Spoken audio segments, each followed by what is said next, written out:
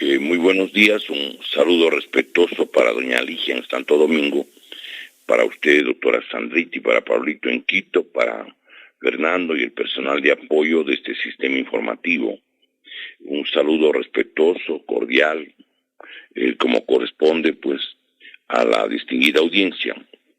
Bueno, el tema de la violencia que padece el país pues es sin duda algo que inquieta mucho porque no paran de haber los muertos. En el primer día del año 2024, los medios de comunicación hablaron que ha habido 50 muertos. Es decir, no paran de eliminar personas. El día de anteayer, domingo, iba a una iglesia evangélica el exalcalde, candidato a la alcaldía de Machala, un señor Aguilar, y lo matan delante de su familia, delante de su esposa, de sus hijas. Lo que está viendo el país es realmente conmovedor. Hay un video donde le persiguen a un señor que ha sido dueño de una pollería porque supuestamente no ha pagado la vacuna. Y entonces allí lo disparan. Me parece a mí de que el país ha entrado o está en un proceso francamente conmovedor, de un drama social antes no visto, pero que tiene además sus raíces, pienso yo, no en el Ecuador mismo. El problema de la violencia en América Latina y en el Ecuador también, en parte se debe a la disputa que tienen determinados núcleos para ver quiénes son los que llevan la mercadería o llevan la droga a los Estados Unidos, primero a México, y asimismo quiénes son los que se encargan de la distribución entre la población nacional. Hay cosas que uno tiene que reflexionar sobre lo que está pasando. El gobierno nacional ha reiterado que hay un plan de seguridad ciudadana, el plan Fénix, pero que no explica, porque quiere primero los resultados y ahí va a contar de lo que se trata el plan Fénix. Es realmente un proceder singular, inexplicable. Yo creo que lo lógico es que diga, señores, bueno, vamos a tener estos objetivos tales y cuales, pero se habla de un plan que nadie puede verificar o certificar que exista. Me parece a mí, además de que esperar hasta cuando se han producido resultados positivos, bueno, no sé en qué tiempo piensa el gobierno nacional que le pueden dar esos resultados exitosos. No obstante, el régimen dispone del poder político y la ciudadanía pues mira, avisora con inquietud la ausencia inalterable de decisiones fundamentales. Existen aspectos que se podrían haber enfrentado con decisiones obvias, al momento yo pienso inexistentes. Por ejemplo, ¿cómo es posible que ningún gobierno de los últimos, incluyendo el actual, no pueden bloquear las comunicaciones desde las cárceles? Desde donde se coordinan muchas actividades al margen de la ley. ¿Desde dónde? Porque hay la posibilidad de que sigan justamente comunicándose sin ningún inconveniente. No pueden ordenar, no pueden. En los bancos existen inhibidores de señal. Alguien entra a algunas matrices de los bancos y ya no funciona el celular. Si es que las comunicaciones se hacen a través de los celulares, uno se pregunta, ¿y por qué no han ordenado que se inhiban las señales en determinados sectores? Porque desde ahí coordinan pues no solamente los paros, coordinan, digamos, las actividades, las tareas que encomiendan. Hasta incluso se supondría que a las personas que igualmente les deberían afectar. Pero este es un hecho que invita a la reflexión. Todo el mundo conoce que esto es así, excepto las autoridades que no hacen nada al respecto. Dígame qué hacen, nada. Y entonces la gente, claro, se pregunta cómo puede pasar esto. Se supone que todos los presos, además, ¿sí?, están bajo la custodia del Estado. Es decir, deberían estar protegidos en cuanto a su integridad. Esa es una garantía jurídica para todos los presos. Pero allí cabe preguntar, por ejemplo, ¿Cómo se explica que en los últimos años se hubiesen producido más de 500 muertos, ya hablan de 547 muertos, en las cárceles? La mayoría, además, son eliminados con armas de fuego. ¿Quién mete las armas de fuego? ¿Cómo ingresaron? ¿Con qué complicidades? Y son cientos de armas. El informe de ayer que daba el diario El Universo habla de que han capturado, sobre todo en la zona 8, Guayaquil, Durán, ¿sí?, y San Borondón, más de 2.000 armas. Entiendo que de esas, como 190 fusiles. Bueno, el problema es que aquí le desarmaron a la población. Al inicio del gobierno del economista Correa, prohibieron que la gente use armas, incluso destruyeron o cerraron hasta las armerías que tenían pues allá en la provincia de Bolívar. Todo se cerró, pero la gente ha quedado indefensa también frente a lo que está sucediendo aquí ahora en el país. Entonces me parece que aquí es necesario, digamos, pues hacer algunas reflexiones y tomar algunas medidas en torno a lo que está pasando en el país, porque es una realidad dantesca.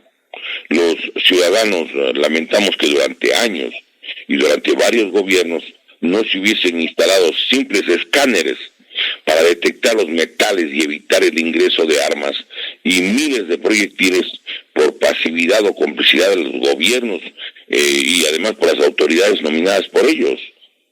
¿Cómo no pueden funcionar escáneres para efectos de evitar que entren las armas? ¿Dónde entran las armas? ¿En la comida?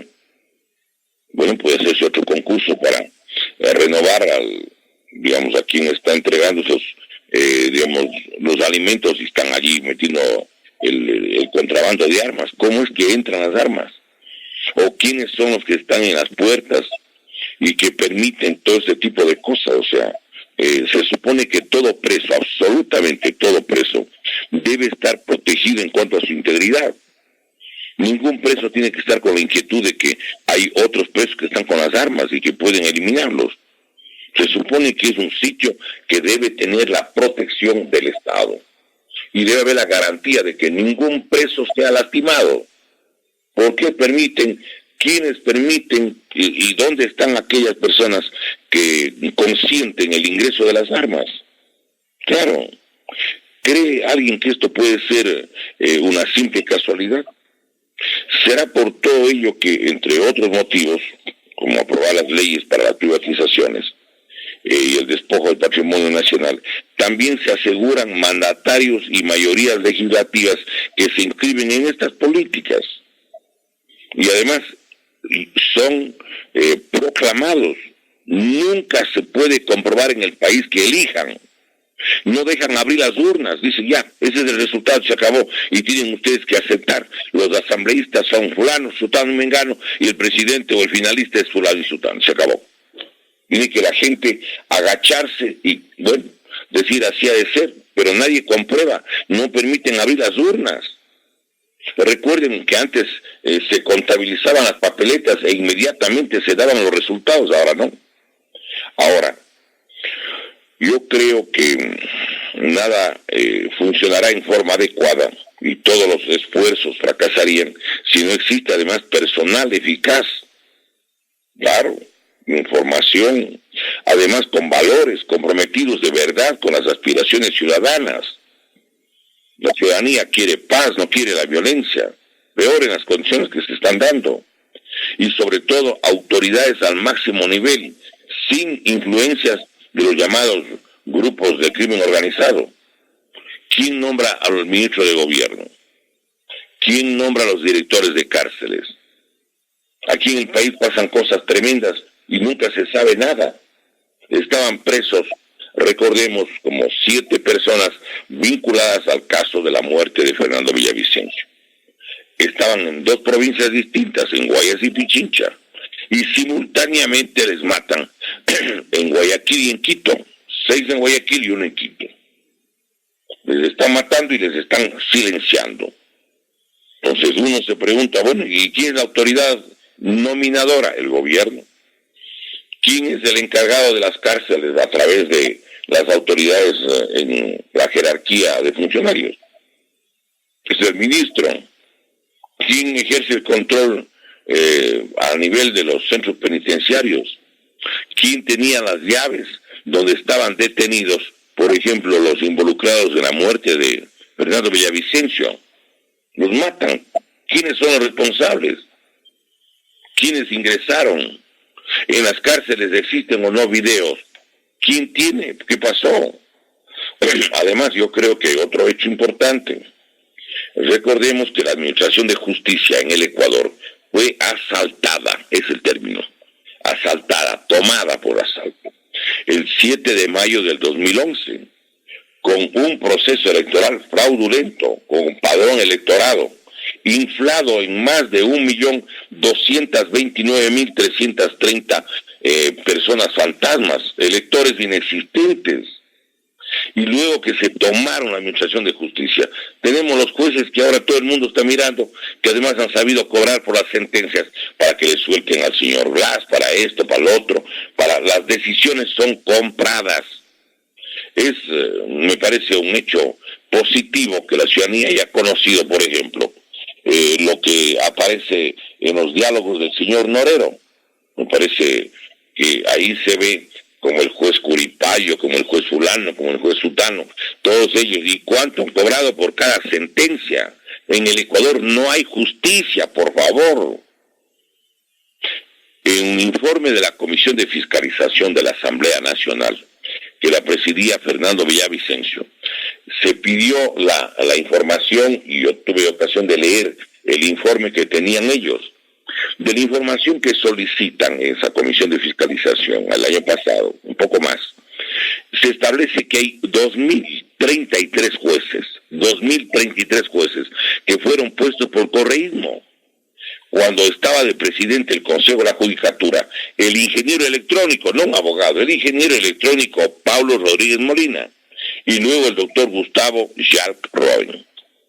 2.033 jueces. Entonces, ¿quién es el dueño de los jueces? El que maneja el Consejo de la Judicatura. ¿Quién es el que maneja el Consejo de la Judicatura? El gobierno del señor Correa. Pues. Alguien dirá, pero entonces, ¿cómo salieron ciertas sentencias en contra, por ejemplo, del señor Glass? Porque allí hubo toda la supervisión de los norteamericanos. Mandaron información sobre el caso Odebrecht.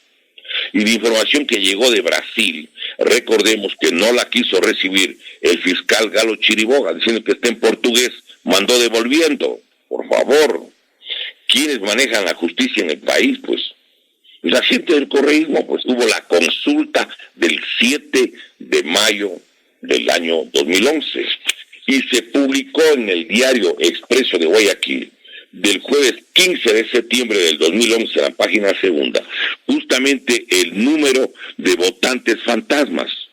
En Manabí habían 182.385 votantes fantasmas. En el caso de la provincia del Guayas, 160.189 votantes fantasmas. En el caso de Pichincha, 120.303 votantes fantasmas. En el caso de la SOAI, 96.165. En el caso de Chimborazo, 81.174 votantes fantasmas. Y así en todo el país. Entonces, aquí a la sociedad ecuatoriana le roban la administración de justicia. No digo que los que estaban en la administración de justicia hayan sido unos santos, pero ahora pusieron en gran medida, yo entiendo que habrá pues excepciones de rigor, pero pusieron allí unos sirvientes del poder político, una cosa verdaderamente inconcebible. Pero hay un hecho que también me parece que es necesario que se analice como elemento de juicio que debe tener acceso a la ciudadanía. A mí me parece que hay una percepción muy limitada en el análisis del problema de la seguridad, relacionado con el comercio y consumo, sobre todo de sustancias prohibidas o puestas al margen de la ley. A mi modo de ver, no es un problema nacional, es un problema internacional.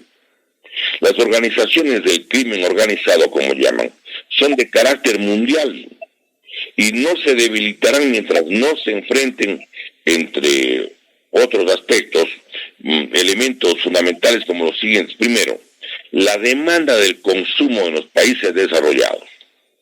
En Estados Unidos hay 37 millones de consumidores diarios. Es más del 10% de toda la población norteamericana. Estados Unidos tiene ahora 334 millones. Pero hay 37 millones de consumidores. La propia información del gobierno norteamericano da cuenta que el año pasado murieron en Estados Unidos solamente por el consumo de cierto tipo de droga. Por ejemplo, como 100,000 personas. Terrible. Más que los que murieron en la guerra de Vietnam, que empezó en el año 56 por parte de los Estados Unidos hasta el 30 de abril de 1975. Ese es el primer problema, o sea, la demanda de Estados Unidos y de Europa. Europa tiene cerca de 50 millones de consumidores. Imagínense lo que es un mercado de 87 millones de consumidores diarios.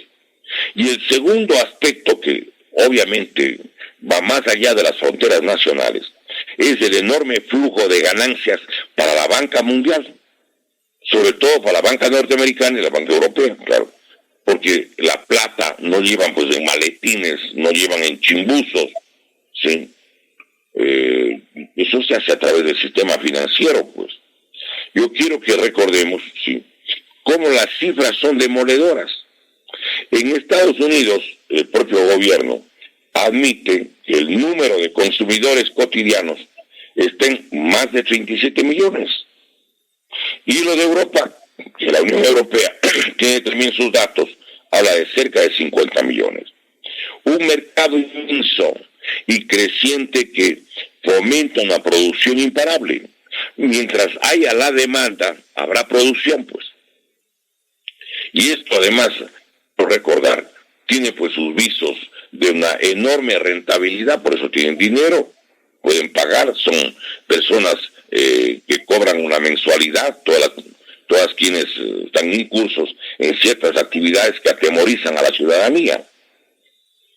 Vale la pena recordar lo que dio la información la DEA en el año 2014. Estamos hablando hace prácticamente 10 años. Los de la DEA indicaron lo siguiente. Miren, en el caso de la provincia de Sucumbíos del Ecuador y los departamentos del sureste de Colombia, el Putumayo y el Caquetá, el precio del ladrillo o del kilogramo de cocaína o cocaína, como llaman otros, estaba en el 2014 en $1,000. Pero eso colocado en el caso de Colombia, en Cali, o en el caso del Ecuador, en Santo Domingo de los Sáchiras, según la DEA de Colombia, estaba a $4,000. Colocado en las ciudades portuarias, ¿sí?, es decir, colocado en Barranquilla, en Santa Marta, en Cartagena, ¿sí?, allí valía prácticamente $1,000 o $2,000 más, o sea, $5,000, $6,000. Y en el caso del Ecuador igual, si estaba en Guayaquil, en Manta, en Puerto Bolívar, o se encontraba o ponían en las ciudades que llaman ellos bodega, o sea, no ponen siempre en la ciudad portuaria, sino llevan directamente al puerto. Pero allí, desde ahí, o sea, $5,000, $6,000 en las ciudades portuarias, llevaban a México.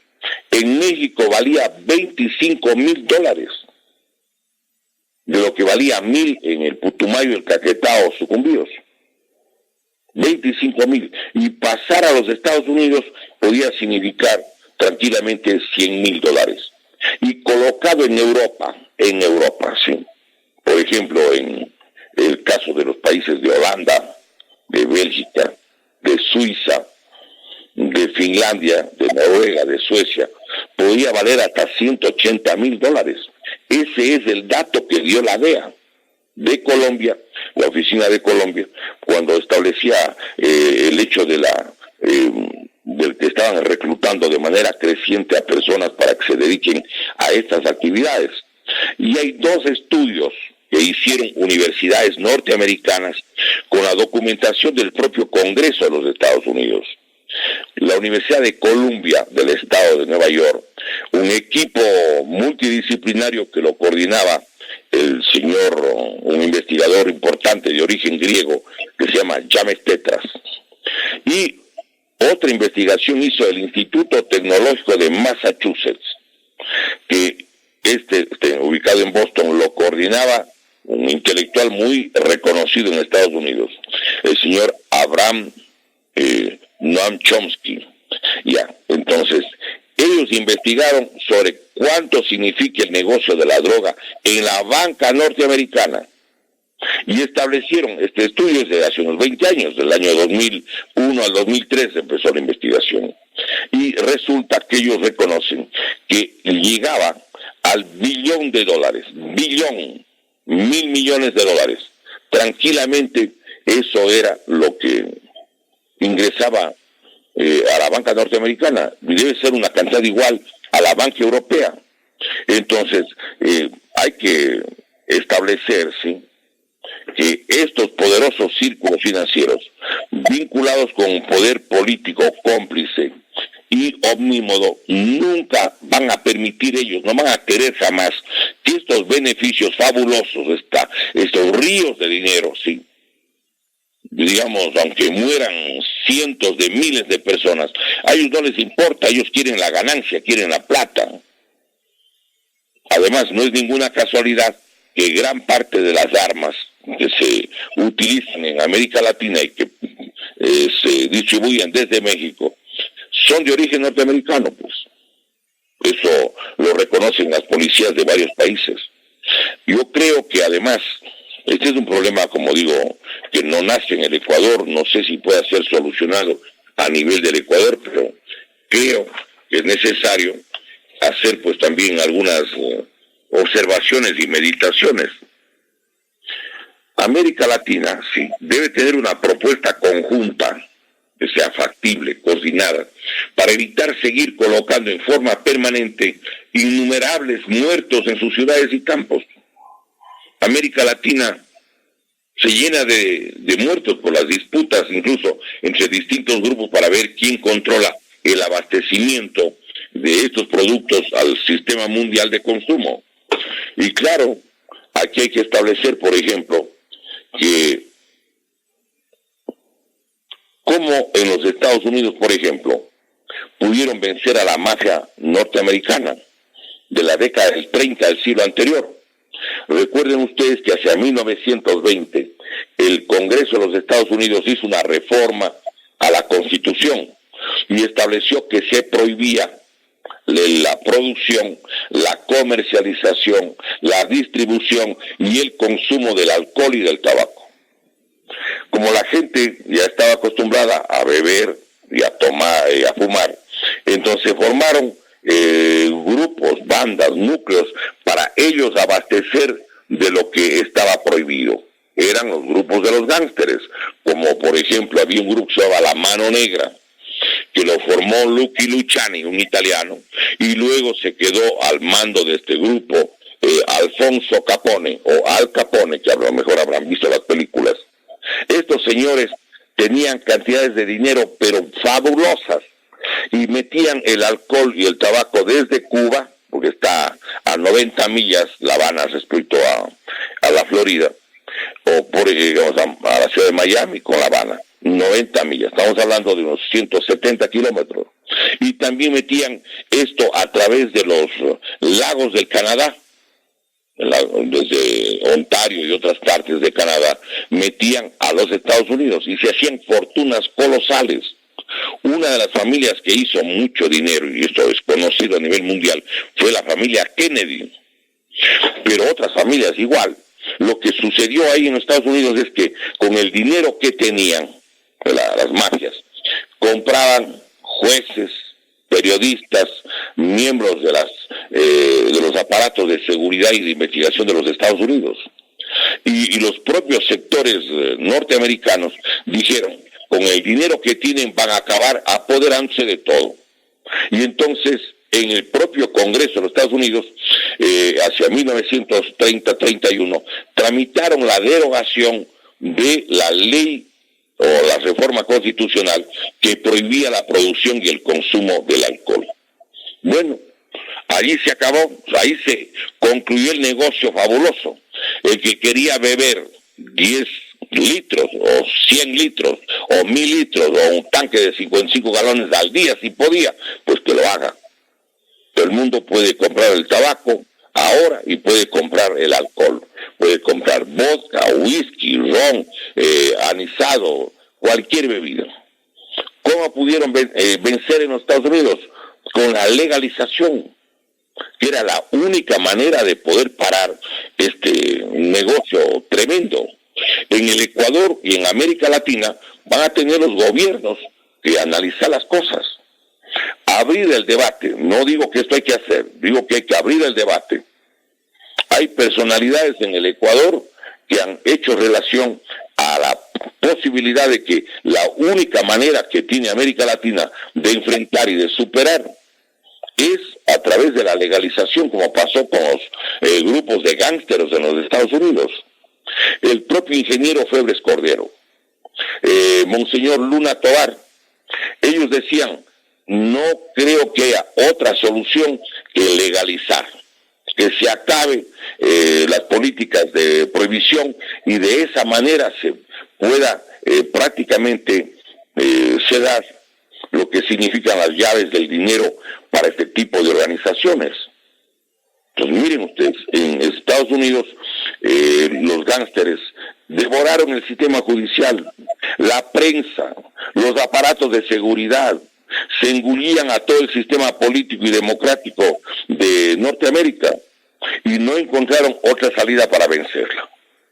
Bueno, aquí hay que meditar también que los problemas no son solo del Ecuador. El producto, en el caso ecuatoriano, viene de las dos fronteras. De la frontera sur, porque un gran productor es el Perú y otro más grande productor es Colombia. Colombia saca a través de sus puertos, pero también lo hacen a través del Ecuador. Y creo que la población y la juventud de América Latina debe ser protegida, pues, pero protegida de verdad. ¿Por qué los jóvenes a veces van a estas actividades? Porque no tienen otra forma de ingreso, no tienen trabajo, no tienen educación. Es gente que ha perdido a veces la esperanza de lo que significa formas de un trabajo de carácter legal para proteger a su familia. En países como México, por ejemplo, como Honduras, como Ecuador, en base a las estadísticas, se demuestra que la mayoría absoluta de quienes incursionan en estas actividades, al margen de la ley, y mueren incluso en enfrentamientos por las disputas de los distintos grupos por el control de espacios de comercialización y distribución, son jóvenes que no tienen trabajo y no han podido proseguir los estudios. Esto no es casual, esto fue organizado.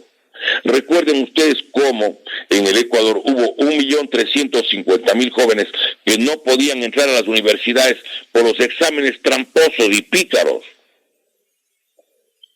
Entonces, ¿por qué la gente no estudió? No es porque no quería estudiar. Establecieron sistemas dizque para medir el coeficiente y el potencial intelectual y sobre esa base dizque darles o no ingreso a las universidades. Mentira. Dejaron fuera gran parte de la juventud ecuatoriana. Y si no tiene trabajo, ¿qué es lo que sucedía? Hay que hacer la reflexión más objetiva, pues. Entonces, los países de América Latina van a seguir poniendo los muertos. Van a seguir ensangrentando todos los países, porque esto que pasa en el Ecuador no es solo del Ecuador, pues. Recuerden ustedes que han habido gobernantes colombianos que les han vinculado con estas actividades y que les han financiado las campañas presidenciales, las campañas de los alcaldes, de los gobernadores, de todo tipo, en el caso de otros países de América Latina, pues. Entonces, a mí me parece que hay que preservar a la juventud. Las estadísticas demuestran que la mayoría de quienes entran a esta actividad es gente que no tiene trabajo y no le dieron oportunidad de estudios. Entonces, a mí me parece de que habría que tratar a los jóvenes de la mejor manera, mejorar el sistema educativo que fue también deteriorado, todo ello como una política dirigida y planificada con años de antelación. es también una forma de reducir la población, pues, porque por consumo masivo la gente se destruye físicamente y hasta espiritualmente, podríamos llamar. Miren, además yo creo que hay algunas experiencias en el mundo y en América Latina que debemos también tomar en cuenta, es decir, en el análisis, en la reflexión, en la meditación del tema que ha propuesto el día de hoy la doctora Sandrita. Por ejemplo, miren, existen 3 actividades que son tremendamente lucrativas y que las multinacionales que más dinero tienen en el planeta son las que se dedican a la venta de armas, a la venta de medicamentos y a la venta de la droga. Y por eso, si es necesario cometer un crimen de inauditas, diríamos, consecuencias o responsabilidades, lo hacen. Recordemos que una de las razones por las que le mataron a Kennedy, no digo que es la única razón, entre otras razones, John Kennedy no quería llevar de forma ilimitada a la juventud norteamericana a Vietnam, porque era muy amigo del obispo de Nueva York y que era, digamos, era cardenal, ¿sí? Él le decía de que por qué iban a llevar a gran parte de la juventud norteamericana a Vietnam, pero eso era en cambio restarle las ganancias del complejo industrial militar de los Estados Unidos. Cuando le mataron a Kennedy, sí, recuerden ustedes, llegó al poder Lyndon Johnson, que era el representante de la industria militar y del petróleo de los Estados Unidos, ¿sí? Entonces, yo creo que la gente tiene que recordar, miren a qué extremos llegan. El negocio de los medicamentos, empiezan a poner vacunas experimentales, pero claro, se llevan 40,000 millones de dólares. Y el negocio de las drogas, que también muy grande, pero además yo creo que hay países con los que podemos analizar y ver lo que sucedió en perspectiva. En 1998, en Colombia empezó lo que se llama el Plan Colombia, y estuvo vigente cuando estuvo Andrés Pastrana Borrero, 2 periodos que estuvo el doctor Álvaro Uribe Vélez, y 2 periodos del doctor Santos, que era ministro de Defensa de Álvaro Uribe. ¿Qué es lo que sucedió ahí? Habían 84,000 hectáreas cultivadas con coca, 84,000 hectáreas, todo eso con medición satelital. Cuando concluye el Plan Colombia, 20 años después, en el año 2018, hacen un análisis de cuáles han sido las consecuencias y encuentran que en Colombia, de 84,000 hectáreas, se pasó a 242,000 hectáreas. A pesar de las 7 bases militares. Quiero recordar que en el caso de México, miren, en México me pusieron dentro de la lucha contra estas actividades en el año 2006, cuando llegó a la presidencia Felipe Calderón Hinojosa. Era un presidente, pero que la mitad del tiempo pasaba chupando. Era, digamos, le encantaba el trago. Bueno, no bebía trago, bebía whisky. Pero este señor le puso a las Fuerzas Armadas dentro de esta política de la represión. Y durante 6 años, en México son 6 años la presidencia, no 4 como acá, sino 6. Hasta el año 2012 y hasta la presidencia que pasó de Enrique Peña Nieto hasta el año 2018, en esos 12 años hubo más de 240,000 muertos en México. Miren ustedes. O sea, no son problemas de fácil solución, ¿no? Y en el gobierno de Andrés Manuel López Obrador se calculaba hasta el mes de julio de este año, hay un periódico en México que se llama El Universal, al que hay como entrar, www.eluniversal.mx. Ustedes pueden ver, ahí están las cifras, está la información de México. Allí en México, en el gobierno de Andrés Manuel López Obrador, hasta el año 2023, mes de julio, se habían producido 156,000 muertes adicionales. 156,000 muertes adicionales. Estamos hablando prácticamente de casi, diríamos, pues, cerca de 400,000 muertos. Imagínense ustedes, en el caso de México. en los años en los que hay este conflicto. Pero además, miremos lo de Estados Unidos, pues. Estados Unidos, que tiene la mejor tecnología, los mejores ejércitos, mejor en todo, en armas, en todo eso. Según la opinión de determinados expertos, dicen que allí está la más desarrollada tecnología del planeta. Pero ¿qué es lo que sucede, pues? En Estados Unidos están los 37 millones de consumidores, ¿sí? Y al año, por fentanilo, esta droga sintética, recuerden ustedes que el año pasado murieron 100.000 norteamericanos por fentanilo. Y recordemos que en Estados Unidos, ¿sí?, incluso crearon una droga artificial, una cocaína artificial. Para no tener cocaína natural, hicieron en laboratorio una cocaína que se llamaba el crack, C-R-A-C-K. Con el crack, sobre todo, metieron esto en, diríamos, pues, en los barrios de latinos, o de los hispanos, como llaman también allá, y los barrios de los negros o afroamericanos. Es decir, les inducían al consumo de este tipo de estupefaciente artificial, que en 2-3 veces que consumían, como dicen los muchachos, se le trizaba la azotea, le dañaba el cerebro. Pero cientos de miles, millones de personas fueron afectadas por este consumo. Incluso hubo un congreso de todos los pastores afroamericanos que invitó Jesse Jackson, que fue senador demócrata de los Estados Unidos, a una reunión para pedirles que todos los afroamericanos y que tenían derecho al voto en Estados Unidos no voten por el Partido Republicano, porque le echaban la culpa al Partido Republicano en esa época. Entonces yo quisiera que se recuerde algo. Los afroamericanos votaron por el Partido Demócrata para que el presidente de Estados Unidos sea Albert Gore. Hubo un fraude en Estados Unidos y le pusieron de presidente a George W. Bush. Como la votación de los afroamericanos, más del 90% fue por los demócratas, el gobierno de George Walker Bush, hijo del primer Bush, ¿sí? ¿Qué es lo que sucedió? Que también fue presidente de los Estados Unidos, ¿sí? ¿Qué es lo que es George Bush padre, desde el año 40, hasta el año 1992, del 88 al 92, dejó la CIA y se fue a la presidencia de Estados Unidos.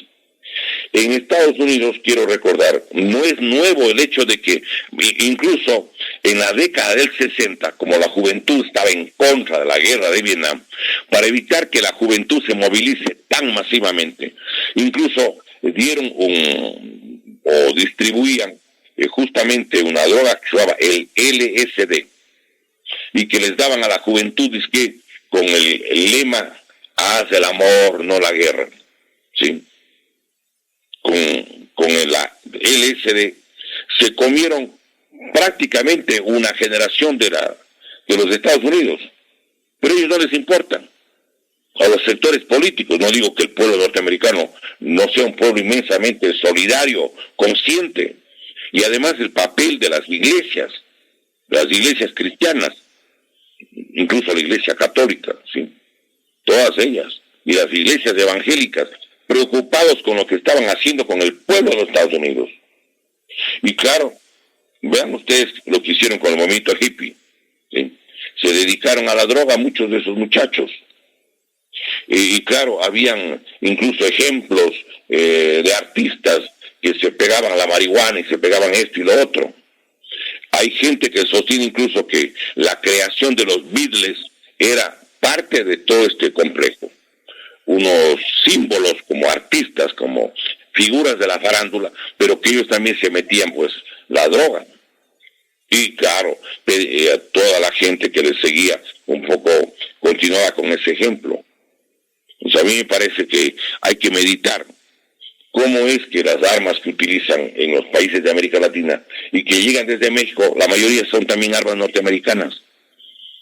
Entonces a mí me parece de que un poco como que a veces les resultaría como anillo al dedo el hecho de que el pavor social, la angustia social, la desesperación a la que llevan a la gente, es el preludio, el pretexto para hacer justamente leyes tremendamente represivas, leyes que son muy graves, ¿sí?, porque le inmovilizan al pueblo. Yo creo que, para concluir, quisiera referirme 2 minutos a una ley que no hemos podido el día de hoy tratar porque, la doctora Sandrita, sí, consideró que tratemos el tema de la violencia. Muy bien, este es un poco lo que hemos analizado. Yo quisiera indicarles de que esta semana probablemente en la Asamblea Nacional, porque dicen que tienen listo para el segundo debate, la Ley Orgánica de Competitividad Energética, así se llama. Pero no debería llamarse así en realidad esta ley. A mi modo de ver, esta es otra ley para privatizar, para profundizar las privatizaciones del sector eléctrico.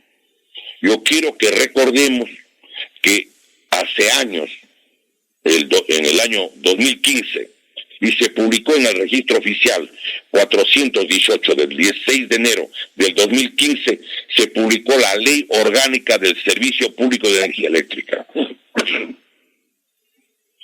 Esta ley, esta ley permite la privatización del sector eléctrico. Allí se autoriza, por ejemplo, ¿sí?, que se pueda entregar las actividades de generación, transmisión, distribución, comercialización, importación y exportación de energía eléctrica y servicio de alumbrado público general puede ir a manos de compañías privadas, o compañías estatales o compañías privadas. Y ahora con esta ley, y lo vamos a, tal vez ojalá tengamos ocasión de desarrollar la próxima semana, porque hoy el tiempo ya concluye, ¿sí? ¿Qué es lo que sucede? Ahora le están entregando todo lo que es transmisión eléctrica, sobre todo a los sectores privados. Este es algo que valdría la pena que la gente lo medite. Cuando sacaron la ley del año 2015, era con una asamblea en la que también hubo fraude.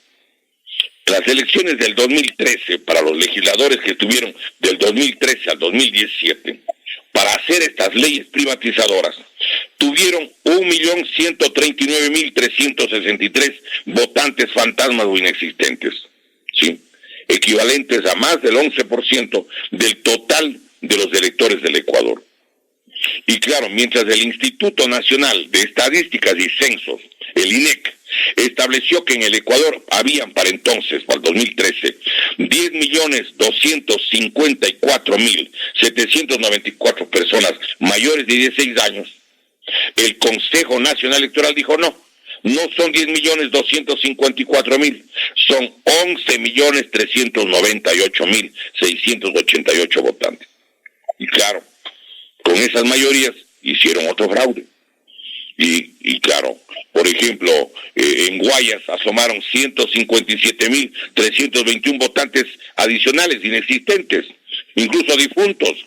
En Manabí, 151.980 votantes fantasmas. En Pichincha, 144.279. En Azuay, 83.122. En Chimborazo, 72.190. Sufragantes inexistentes, fantasmas o difuntos. El fraude electoral es una necesidad para el sistema de dominación, pues, porque con ese fraude hacen mayorías legislativas para que aprueben leyes para despojarle al país de su riqueza, o para evitar que cambien las leyes que aprobaron en periodos anteriores. Y claro, con esa ley incluso ya sacaron a la venta, pues, recordemos que el Diario del Comercio del martes 28 de marzo del 2017 sí, publicó la oferta del gobierno del economista Correa para vender 3 centrales hidroeléctricas. Sopladora ofrecieron en 755 millones, Mandariacu en 183 millones y Ocaña en 65 millones de dólares. También vendía, claro, la Corporación Nacional de Telecomunicaciones de 1.974 millones, la flota petrolera ecuatoriana en 50 millones, TAME, el Banco del Pacífico en 4.294, TAME 265 millones. Todo ha estado vendiendo y ahora, esta semana están discutiendo la ley orgánica de competitividad energética. Y allí, primero prohíben que el SENACE se meta a realizar cualquier actividad en el campo de generación, transmisión, distribución y comercialización de energía eléctrica, porque eso mandan a manos de compañías privadas. El negocio del sector eléctrico es algo muy codiciado. Recordemos, lo hemos dicho y vamos a concluir recordando lo que en alguna ocasión lo indicamos. Tanto, y esto lo sabe el gobierno del señor Correa, del señor Lenín Moreno, del señor Guillermo Lasso y ahora del señor Daniel Noboa. El negocio del sector eléctrico es tan grande, en el caso del Ecuador, habemos 17 millones de personas, y que comprende millones de familias, 3, 4 millones, que necesitan la energía eléctrica para iluminación de todos los focos de los hogares, baños donde calentar el agua, sobre todo en la sierra, el uso de aire acondicionado en la costa, todo lo que es cocinas, hornos, purificadoras de agua, planchas, lavadoras, refrigeradoras, computadoras, impresoras, copiadoras, licuadoras, radios, televisión, sistemas de seguridad y hasta la energía para los carros eléctricos, entre tantas otras posibilidades. Yo creo que es necesario advertir que están aprobando en esta semana esta ley orgánica de competitividad energética para profundizar las privatizaciones. Se están llevando todo lo del país. Y claro, también a ellos les beneficia todos estos escándalos y la tragedia de nuestra patria por la cantidad de muertos inocentes. He visto ayer cómo hay un video de cómo le matan a un sargento de la policía que estaba cumpliendo las tareas de control en el sector de Calderón, junto a la ciudad de Quito. El señor le pide al presidente que le ayude, le ponen contra el suelo y lo disparan de manera terriblemente cruel, perversa, increíble, sin convicciones de ningún tipo, sin respeto a la vida humana. Y claro, mientras pasa esto, también a la par van emitiendo leyes privatizadoras, y ya vamos a ver quiénes aprueban esta ley. Atentos a ver quiénes y qué bloques legislativos aprueban la ley orgánica de competitividad energética. Bueno, hubiera sido interesante tratar también este tema, pero había una propuesta que no podíamos dejar de considerar, dado lo que está pasando y la invitación de la doctora Sandrita. Queremos concluir el programa agradeciendo a la señora Ligia en Santo Domingo, que con su mentalidad democrática y plural permite que se expresen estos puntos de vista, estos elementos para el análisis, para la información del pueblo ecuatoriano. Asimismo, agradecerle a la doctora Sandrita, Pablito en la ciudad de Quito, y a todo el personal de apoyo, a Fernández Santo Domingo, y asimismo, pues, agradecer la sintonía, el acompañamiento de los ecuatorianos que escuchan este sistema de información. Hacemos votos para que nuestra patria realmente supere los problemas terribles a los que le están sometiendo, y ojalá realmente tengamos otra vez o recuperemos la paz en el país. Me despido como siempre recordando los lemas del colectivo Ecuador Libre y Eterno, que señalan: la patria ni se vende ni se rinde, la patria con el alma se defiende, esta patria tiene quien la quiere, quien la ama y quien la defenderá. Ojalá tengamos un día verdaderamente un Ecuador libre y eterno. Muchísimas gracias. Dios mediante, hasta la próxima semana. Muy buenos días, muy reconocido. Gracias, mi doctor. El día de hoy ha estado con esta presentación importantísima.